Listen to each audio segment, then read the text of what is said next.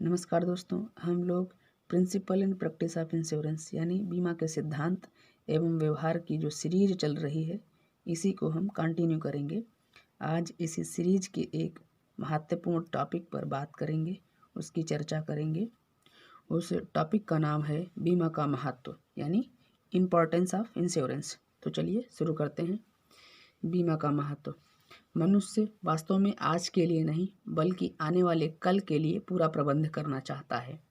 इस कारण उसे धन की आवश्यकता होगी जब वह कल के लिए प्रबंध करेगा यानी भावी समय के लिए। और यदि उसका जीवन दुर्भाग्य से या किसी कारणवश समाप्त हो जाता है तो उसके आश्रितों को जीवन यापन करने के लिए या जीविकोपार्जन करने के लिए धन की आवश्यकता होगी। जो उस पर आश्रित होंगे उसके छोटे बच्चे हो सकते हैं, पत्नी हो सकती है और भाई भी हो सकता है। तो इसी जीविकोपार्जन करने के लिए धन की आवश्यकता पड़ेगी और उन्हें धन के कारण कष्ट उठाना पड़ेगा। यह भी हो सकता है कि यदि वह जीवित रहा तो शायद उस समय उसकी इतनी क्षमता ना हो कि वह धन कमा सके। वृद्धावस्था या अन्य किसी कारण से ऐसे समय में बीमा धन के रूप में उसे सहारा देगा। इस प्रकार बीमा मृत्यु की दुर्घटना के जोखिम से बीमा कराने वाले व्यक्ति की रक्षा करता है।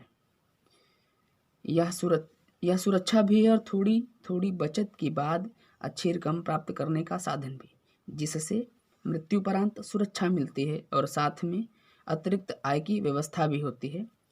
जीवन बीमा में और दुर्घटना बीमा में ये दोनों बीमा जो होते हैं व्यक्ति की मृत्यु होने पर या ये दोनों एक निश्चित समय की अवधि के लिए होते हैं।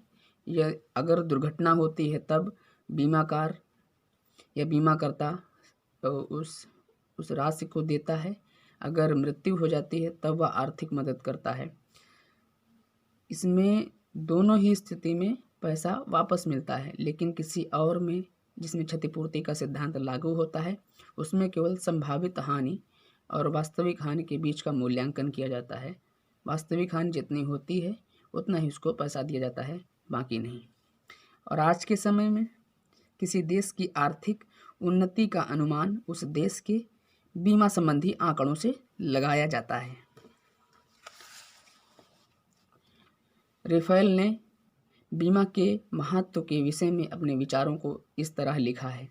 भावी संकटों से सुरक्षा पाने, व्यापार के संभावित जोखिमों से बचने अथवा किसी संभाव्य व्यय का पूर्व नियोजन करने के लिए बीमा आवश्यक है। बीमा बीमादार तथा वस्तु के ना रहने पर होने वाली हानि से सुरक्षा प्रदान करता है। भावी संकटों से सुरक्षा पाने यानी जो भविष्य में जो होने वाले हैं उन संकटों से सुरक्षा पाने में जिनसे उसको हानि हो सकती है। व्यापार के संभावित जोखिमों से बचने, व्यापार या व्यवसाय के जो अनुमान लगाकर सोचा जाता है कि ये जोखिम होंगे तो इनसे बचने के लिए किसी संभाव्य व्यय का पूर्व नियोजन करने के लिए, जो ऐसा व्यय जो होने वाला हो उसका पहले से ही नियोजन करना बीमा द्वारा करने के लिए बीमा आवश्यक होता है।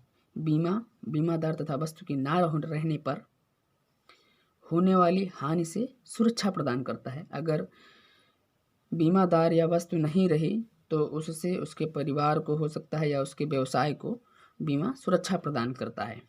बीमा के महत्व की व्याख्या निम्न वर्गों में की जा सकती है।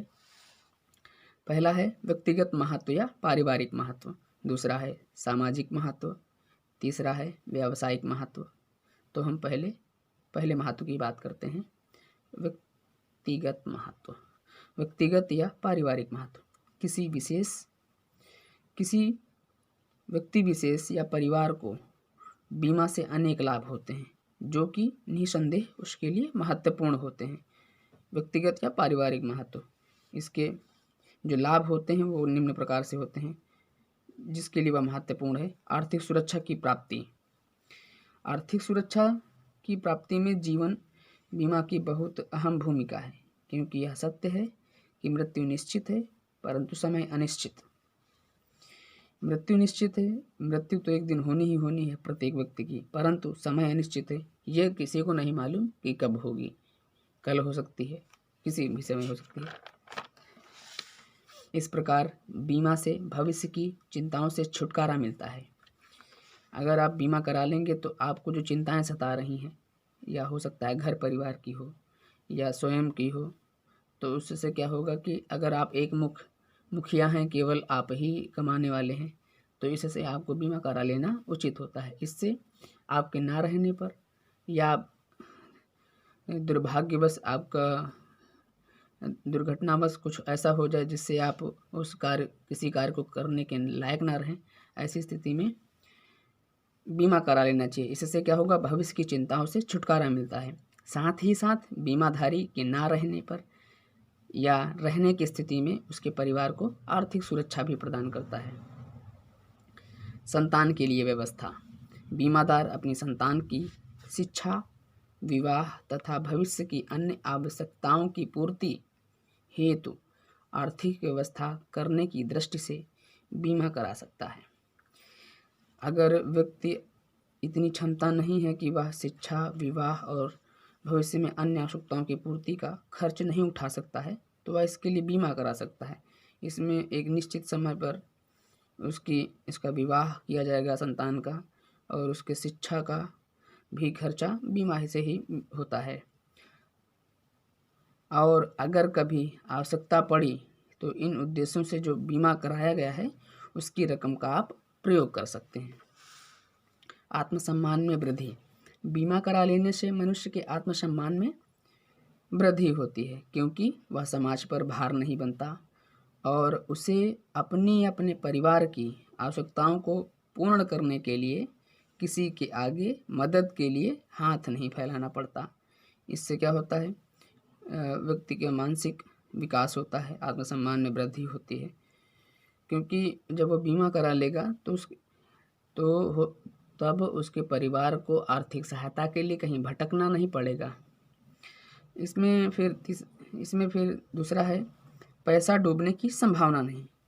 पैसा डूबने की संभावना नहीं यानी यदि व्यक्ति अपना रुपया बीमा में ना लगाकर किसी अन्य व्यक्ति को कर्ज में देता है या उसके कर्ज में लगाता है या बैंक में जमा करता है, तो व्यक्ति के दिवालिया होने, जिसको आपने कर्ज दिया वो दिवालिया हो जाए या बैंक असफल हो जाए जिसमें जमा किया आपने, तो ऐसी स्थिति में क्या होगा, पैसा डूबने की संभावना रहेगी, डर रहेगा।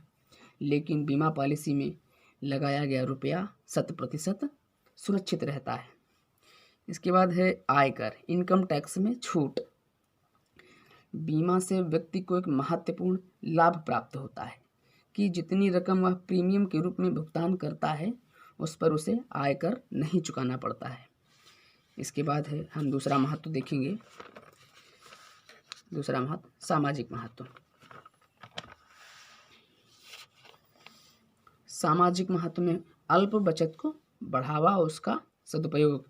बीमा कंपनियां जोखिम के विरुद्ध प्रीमियम के बदले सुरक्षा का भरोसा दिलाती हैं व्यक्ति को जो उसके पास बीमा कराने के लिए आता है, और जनता प्रीमियम की राशि को अपने बचत से भरती हैं। यानी जनता जो है प्रीमियम की राशि धीरे धीरे अपनी राशि से बचाकर, जिससे को कमाते हैं उनसे बचाकर धीरे धीरे फिर उसको भरती हैं। इस प्रकार धीरे धीरे उसमें बचत की भावना पैदा होती है। इस प्रकार जब वो धीरे धीरे बचाने का प्रयास करती हैं, धीरे धीरे यह उनकी आदत बन जाती है, इससे उनके में बचत की भावना पैदा होती है।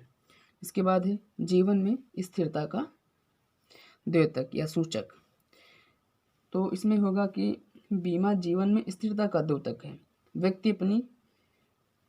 बीमा से व्यक्ति के भविष्य की चिंता खत्म हो जाती है, वह कार्यक्षम हो जाता है, वह अधिक कार्य करने लगता है, और जब उसकी कार्य क्षमता बढ़ जाएगी तो उसकी कार्यकुशलता भी बढ़ जाएगी। जाहिर है जब उसकी कार्यकुशलता बढ़ जाएगी तो आमदनी भी बढ़ जाएगी। इससे क्या होगा, उसके जीवन में स्थिरता आएगी। इसके बाद है सामाजिक दायित्वों को पूरा करने में सहायक बीमा। कई सामाजिक अपेक्षाएं व्यक्ति रखता है, बच्चों की जिम्मेदारी होती है, पढ़ाई लिखाई होती है, शिक्षा यानी, और उनका विवाह होता है। अगर व्यक्ति यह भी सोचता है कि अगर वह परिवार का मुखिया है, अगर उसको कुछ हो जाता है तो अगर बीमा नहीं कराया होगा तो परिवार को बहुत समस्या झेलनी पड़ेगी, इसलिए वह बीमा करा लेता है, जिससे अगर वह नहीं रहेगा या रहेगा तब भी उसको आर्थिक लाभ अवश्य प्राप्त होगा। स्वास्थ्य के प्रति जागरूकता। बीमा जनता को स्वास्थ्य के प्रति सतर्क बनाता है। आजकल कई पॉलिसी चल रही हैं जिसमें व्यक्ति के स्वास्थ्य को लेकर के व्यक्ति स्वास्थ्य को लेकर काफ़ी सतर्क रहता है और अपने शरीर का काफ़ी ध्यान रखता है। बीमा द्वारा समाज कल्याण। बीमा द्वारा समाज कल्याण में क्या होता है कि अब आजकल बीमा समाज कल्याण कार्यों में भी योगदान करता है। देश एवं विदेश में बीमा संस्थाओं में समाज कल्याण के अनेक कार्य किए जा रहे हैं। बीमा द्वारा कई अस्पतालों को दान एवं आवश्यक उपकरण भेंट किए जा रहे हैं। जैसे कोई अगर विकलांग है तो उसके लिए व्हीलचेयर दी जा रही है, जो देख नहीं सकता है या जिसकी आंखें खराब हैं उसकी आंखें, वो चश्मा आता है वो दिया जा रहा है। अगर कोई भूतपूर्व सैनिक है, कर्मचारी है, अपंग व्यक्ति है, उसको रोजगार भी प्रदान किया जाता है बीमा द्वारा। ऐसे ही बीमा समाज कल्याण करता है। इसके बाद है व्यावसायिक महत्व।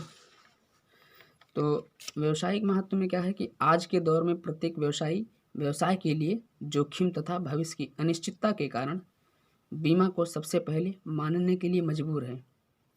आज के दौर में प्रत्येक व्यवसायी जो व्यवसाय करता है वह व्यवसाय के जोखिम और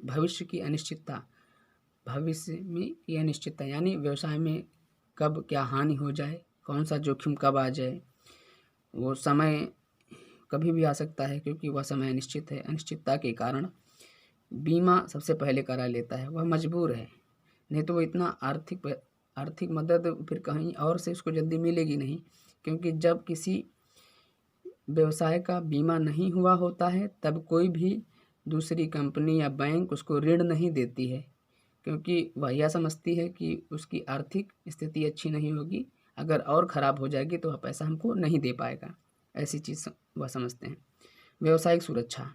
बीमा व्यवसाय का मुख्य उत्तरदायित्व यही है कि वह भविष्य की चिंताओं से बचाकर व्यवसाय को मजबूत बनाती है एवं भविष्य के प्रति आश्वस्तता प्रदान करती है। यानी बीमा का मुख्य उत्तरदायित्व यही है, भविष्य की चिंताओं से बचाती है। बीमा कराने से क्या होता है कि व्यवसायी भविष्य की चिंताओं से बच जाता है और फिर व्यवसाय के बढ़ाने में, उसका विकास करने में, उसको मजबूत बनाने में उस पर ध्यान केंद्रित करता है। इससे क्या होता है, भविष्य के प्रति आश्वस्तता, बीमा के कारण भरोसा पैदा होता है भविष्य के प्रति और वह अच्छे से अपना व्यवसाय करने लगता है। इसके बाद है साख में वृद्धि। व्यवसाय की साख बीमा होने पर और बढ़ जाती है। व्यवसाय की साख बीमा होने पर और बढ़ जाती है। आपने देखा होगा कि लगभग कुछ ऐसे व्यवसाय हैं जिनको बैंक द्वारा ऋण नहीं मिलता है या किसी और माध्यम के द्वारा ऋण नहीं मिलता है। तो ऐसी स्थिति में क्या होता है कि बीमा अगर किसी व्यवसाय ने कराया है तो कोई भी कंपनी या कोई बैंक उससे टाल मटोल नहीं करती है, उसको तुरंत पैसा दे देती है, क्योंकि उसको मालूम है अगर जोखिम हुआ तो वह बीमा से मिल जाएगा।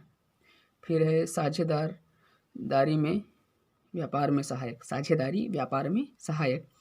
यदि साझेदारी व्यापार में 2 या 2 से अधिक साझेदार काम कर रहे हैं, यदि साझेदारी व्यापार में 2 या 2 से अधिक साझेदार काम कर रहे हैं, उसमें किसी एक की मृत्यु हो जाती है, जिससे उस साझेदार के उत्तराधिकारी को उसके हिस्से की पूंजी, ब्याज और लाभ लौटाना पड़ सकता है।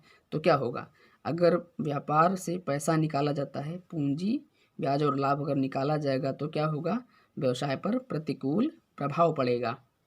इससे इस असुविधा को बीमा द्वारा टाला जा सकता है। बीमा इन चीज़ों की भरपाई कर सकता है आसानी से। इससे व्यवसाय पर कोई प्रभाव नहीं पड़ेगा और आसानी से व्यवसाय चलता रहेगा। विदेश व्यापार में सुविधा। समुद्री बीमा विदेश व्यापार का एक महत्वपूर्ण अंग है, क्योंकि इससे माल निर्यात करने वाला और आयात करने वाला दोनों ही समुद्री यातायात से संबंधित सभी जोखिमों से मुक्त हो जाते हैं। जब समुद्री बीमा किसी चीज़ का हो जाता है तब माल को निर्यात करने वाला और आयात करने वाला दोनों, इधर से और उधर से दोनों ही, ये समुद्री यातायात से संबंधित सभी जोखिमों से मुक्त हो जाते हैं। चाहे फिर कुछ भी घटना हो, लेकिन थोड़ा उसको राहत मिल जाएगी। इसीलिए अब जैसे व्यावसायिक महत्व है, इसको कैसे याद करेंगे? जैसे व्यवसाय की सुरक्षा हुई तो साख में वृद्धि हुई, जब साख में वृद्धि हुई तो साझेदार काम करने के लिए आए, जब साझेदार काम करने के बाद विदेश चले गए। व्यवसाय की सुरक्षा से साख में वृद्धि हुई, आदमी इकट्ठा हुए, विदेश चले गए, है ना। तो धन्यवाद।